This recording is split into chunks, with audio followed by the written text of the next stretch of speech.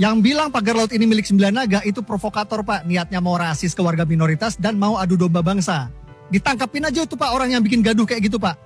Sebetulnya bukan nelayan menancapkan bambu, tapi memang swadaya. Jangan-jangan ada oligarki ini di balik Said gaduh. Ingin cepat-cepat mencabut pagar nelayan. Ya, ingin cepat-cepat menggusur nelayan. Ramai sekali di media sosial tentang isu pagar laut. Hal ini menimbulkan asumsi yang liar di kalangan masyarakat, terutama para netizen. Mulai dari siapa sih sebenarnya yang memasang pagar laut tersebut dan kepentingan apa di balik semua itu. Hal ini diperparah dengan adanya orang-orang yang mengeklaim bahwa mereka seolah-olah menyajikan sebuah fakta, di mana fakta tersebut hasil dari wawancara dengan para nelayan. Bahkan melemparkan pendapat yang sama sekali tidak masuk akal. Seperti misalnya pemasangan pagar laut tersebut dilakukan oleh nelayan sendiri, yaitu dengan swadaya para nelayan. Yang menjadi pertanyaan saya, mengapa sih masih ada orang yang pro terhadap pemasangan pagar laut tersebut? Yang nyatanya jelas-jelas mengurangi peluang usaha bagi para nelayan. Siapa saja mereka yang pro pagar laut? Yuk kita simak videonya. Saya sekarang berada di daerah pagar laut sepanjang 30 km yang bikin heboh satu negeri. Mari kita tanya warga nelayan di sini soal pagar laut ini. Assalamualaikum. Waalaikumsalam. Izin nanya ya Pak, orang asli sini? Ya, asli sini. Ya, saya asli orang sini. Pekerjaannya? Nelayan, Pak. Nelayan. Itu pagar laut siapa yang bikin Pak? Ya, kita Pak, warga sini Pak. Warga sini yang? Iya. Terus modalnya dari mana? Ya, kita patungan para nelayan Pak. Oh, jadi ini modalnya dapat patungan? Iya Pak. Ya, dari patungan dari nelayan Pak. Gimana cara bikinnya Pak? Kita pasang satu-satu dari pinggir, naik perahu, nyampe tengah. Oh, jadi bukan pakai beko ya Pak ya? Enggak Pak, naik pakai perahu Pak. Oh, ke tengahnya pakai perahu. Jadi jelas ya guys ya, itu video beko itu hoax. Saya udah cek, itu video beko itu adanya di Bekasi, bukan di sini. Berapa lama jadi sampai tengah gitu Pak? Ada 5 tahunan Pak, kita nyicil pelan-pelan nyampe kelar. Oh, jadi ini ngebangun sampai tengah ini udah ada 5 tahun? Udah ada Pak 5 tahun Pak.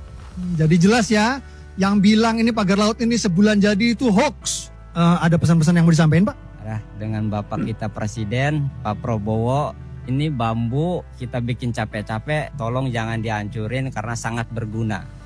Jadi Pak Prabowo beserta jajarannya jangan termakan hoax pagar laut ini milik PIK 2 atau milik Agung Sedayu ya Pak. Pagar laut ini saya bisa pastikan milik nelayan warga sini Pak. Yang bilang pagar laut ini milik Sembilan Naga itu provokator Pak. Niatnya mau rasis ke warga minoritas dan mau adu domba bangsa. Ditangkapin aja tuh Pak orang yang bikin gaduh kayak gitu Pak. Saya yakin kebanyakan netizen sudah tidak asing lagi dengan wajah yang satu ini. Orang ini memang di mana-mana ada ya. Tetapi ya begitulah. Apakah mereka itu berbuat seperti itu? Ada maksud tertentu atau kepentingan tertentu? Saya sendiri juga belum tahu ini ya. Tapi kabar-kabar sih, entah ini bohong atau beneran, mereka itu tergolong buzzer, menggiring opini masyarakat agar seakan-akan yang sudah terjadi dan nyata-nyata terjadi ini merupakan hoax. Tetapi akhir-akhir ini kita tahu bahwa sebenarnya yang hoax itu siapa, yang kenyataannya seperti apa, kita akan sama-sama tahu. Sebetulnya bukan nelayan menancapkan bambu, tapi memang swadaya.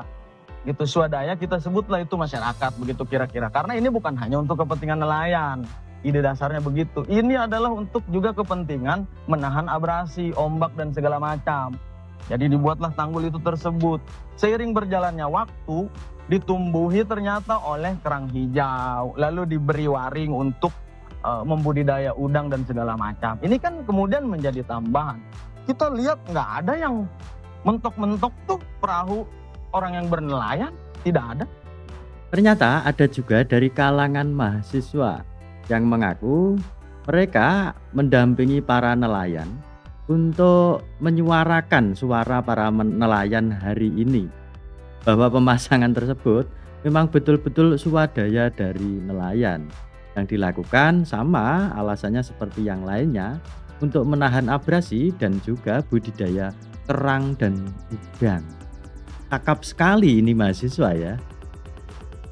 Nah, hari ini saya turun di lokasi di mana ada bambu-bambu tancapkah, pagar-pagar yang dipersoalkan oleh orang-orang sakit hati. Lihat nih, teman-teman bisa lihat. Kalau masyarakat di sini tidak melakukan penanaman ataukah tanam bambu dan sebagainya, bisa lautnya ke atas tuh. Itu jalan raya tuh, teman-teman lihat tuh. Nah.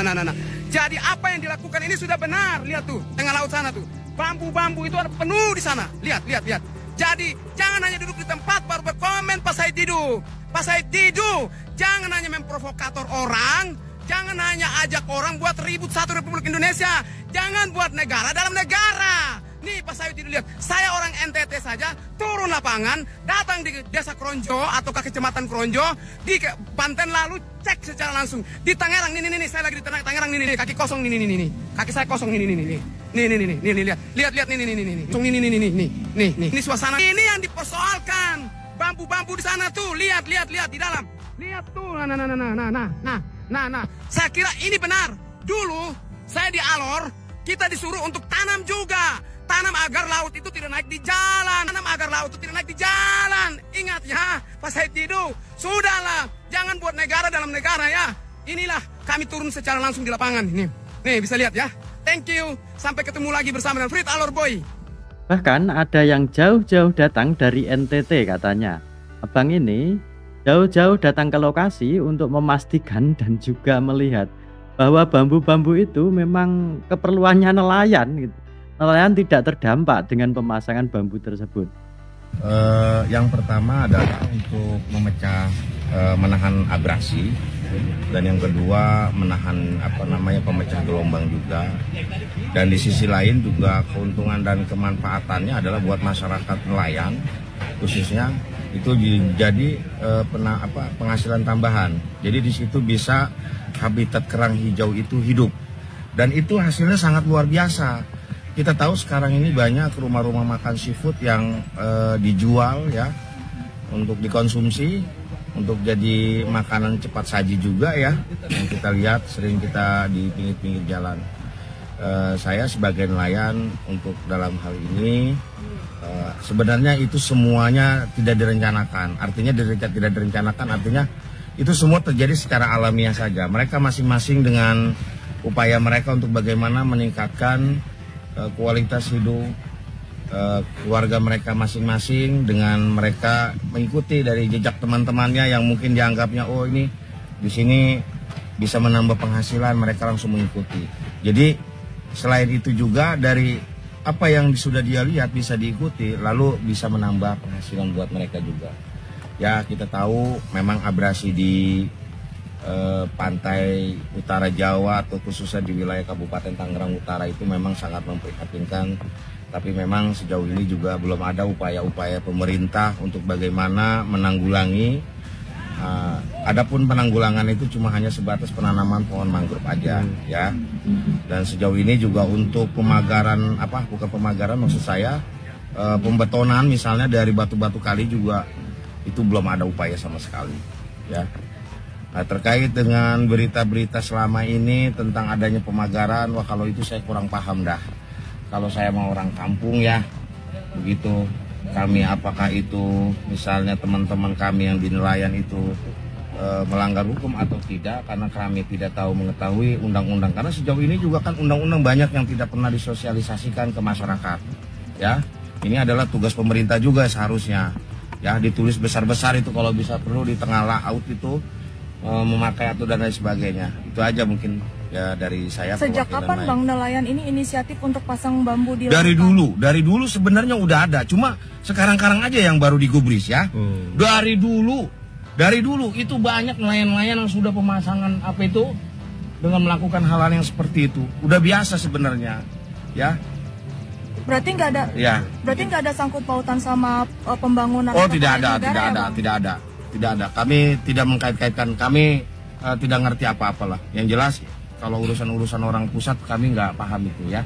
Nelayan kami juga berharap dalam hal ini pemerintah tolong juga diperhatikan, jangan mendengarkan berita dari satu pihak yang sementara kami yang lebih merasakan dampaknya secara langsung tapi tidak pernah berkomentar apa-apa, tapi orang-orang di luar kami banyaklah ya yang menyatakan ini dan lain sebagainya. Saya nggak paham itu apa maksudnya oligarki, saya juga nggak ngerti itu. Ya mungkin itu aja. Bang, nelayan dari saat saya. ini gimana Bang, kan udah disegel tuh Udah ya, sama terima kasih KKP, ya. seperti apa tuh Bang langkah nelayan? Kalau saya bingung kalau itu mah karena nggak tahu aturan ya. Ya mungkin itu aja jawaban dari saya. Yang ini lebih seru lagi ya. Dia mengaku sebagai nelayan, entah dia itu si bapak ini nelayan beneran ataupun hanya macak menjadi nelayan. Dengan rigid dan juga spesifik menjelaskan bahwa pemagaran laut itu dilakukan oleh nelayan sendiri dan itu untuk mengurangi abrasi. Dan yang kedua, bapak ini mengatakan bahwa pemasangan pagar tersebut digunakan sebagai tempat budidaya kerang hijau karena laku keras saat ini kerang hijau itu di rumah makan seafood dan sebagainya. Jangan-jangan ada oligarki ini di balik Said Gaduh, ingin cepat-cepat mencabut pagar nelayan, ya, ingin cepat-cepat menggusur nelayan. Ojin, pengacara Said Gaduh, Anda jangan mengintimidasi KKP, ya, biarkan KKP itu bekerja sesuai mekanismenya. Anda kayaknya nggak suka banget sama petani kerang hijau, sama nelayan kerang hijau, biarin itu kan masih ada 20 hari. Biarkan kesaksian para nelayan itu menjadi bahan pendalaman oleh KKP. Gak usah Anda paksa-paksa mereka untuk segera mengusut sesuai dengan asumsi Anda. Nggak begitu, Anda orang hukum kok begitu bicaranya. Ya kan? Nih guys ya, kita patut curiga nih. Si Said Gaduh patut kita curigai juga kemarin dia ngapain ke Cilacap. Tiba-tiba lompat ke Nusa Kambangan. Lompat lagi ngurusin garasi orang. Apa urusannya? Kapan lu lompat ke Empang Busuk lu 150 miliar? Empang Busuk. Ya, seperti itulah apa yang terjadi di negara kita akhir-akhir ini. Sebuah pendapat yang dilemparkan kepada masyarakat ataupun kepada publik yang seolah-olah itu adalah fakta. Tetapi sebenarnya di balik semua itu tentunya ada sebuah kepentingan. Apapun bentuknya kita nggak tahu.